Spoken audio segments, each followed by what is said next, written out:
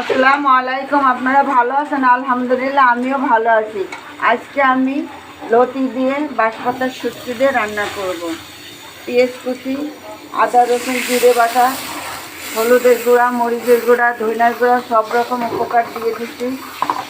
এবার আমি বাঁশপাতার শুটকিটা দিয়ে দেবো।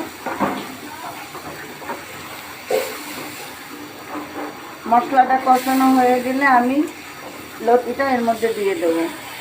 আপনারা কে কে লতি শুটকি পছন্দ করেন আমাকে কমেন্টের মাধ্যমে জানাই দেবেন।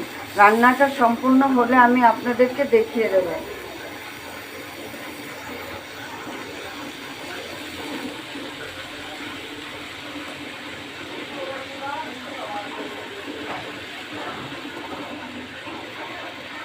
একটু শুটকিটা বেশি দিলে তরকারিটা ভালো লাগে।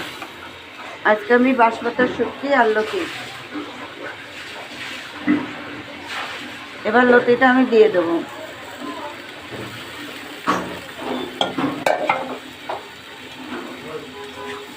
এইভাবে আমি শুটকি রান্না করি।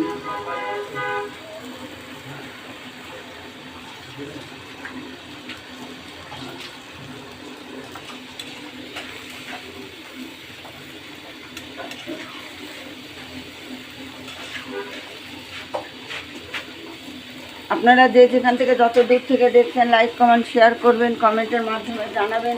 আপনারা সবাই ভালো থাকেন, সুস্থ থাকেন, আমাদের জন্য দোয়া করবেন। আসসালামু আলাইকুম।